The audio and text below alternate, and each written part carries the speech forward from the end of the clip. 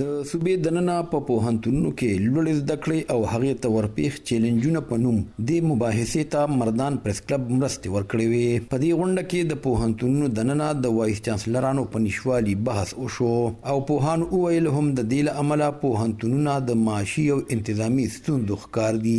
پوهان وایي په پاکستان کې د 18 ترمیم وروسته مرکزي تعلیمي اختیارات صوبو ته نه دي منتقل شوي. سند او پنجاب هغه خپل ځان لا ETC جوړ کړ، هایر ایجوکیشن، پروینشل هایر ایجوکیشن، او د بلوچستان او زموږ د صوبې نشته. یو کنفیوژن پکې بل داو چې د 18 ترمیم لاندې دا یو فیصله و چې دا سبجیکټ به صوبو ته حواله شي. پریکټیکلی دغه کې خو آئین کې خوشتا خو هغه څه هدا پر دیوال شو څه ETC بیا دا کوشش کو چې را موږ سره پاتې شي، چې را وسایل موږ سره پاتې شي مرکز کې.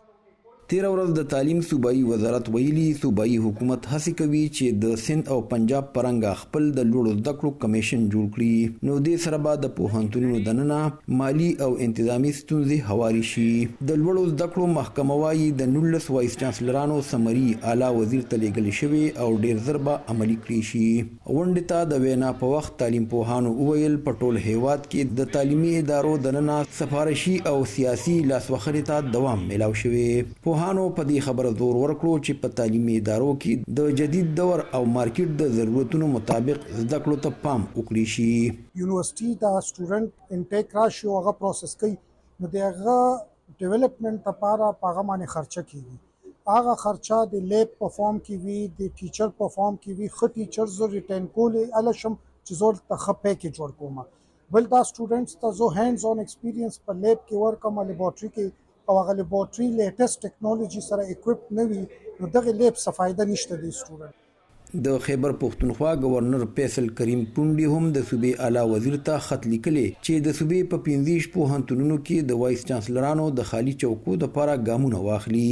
د لوړو زده کړو محکمه وایي هغوی د پوهنتونونو د کال 2012 په قانون کې بدلون راولي چې په صوبه کې د پوهنتونونو اقتصادي او معاشي ستونزې هوارې کړي. تعلیمي پوهان وایي په خیبر پختونخوا کې د پوهنتونونو تعداد زیات شوی او بیا په هغه کې د کارکونکو په تعداد کې هم اضافه شوی، خو د لوړو زده کړو د کمیشن په بجټ کې زیاتوالی نه دی راوستې شوی. دا یو حقیقت دی چې په بعد دنیا کې خلک تعلیم ته ډېر پرایورټي ورکوي. زمونږ تعلیم پرایورټي لا نه ده جوړه شوې، او کله دا تعلیم پرایورټي شو مونږ د نورو محکمو ته چې څنګه ګورو او هغه شانتي تعلیم ته مونږ وکړو چې تعلیم نه بغیر خو زمونږ د عمل بلکې د دنیا د ټولو قومونو البته دا خبره شته چې په تعلیم کې کم تعلیم چې ټیکنیکل پکار دی، انجینیرینګ پکار دی. تیر ورځ د خیبر پختونخوا حکومت د راروان مالی کال په صوبایي بجټ کې د لوړو زده کړو لپاره 15.23 ارب روپۍ ایښودي دي او وایي دا رقم د تیر بجټ نه 11% زیات دی. ریاض حسین، وایس اف امریکا، ډیوا، مردان.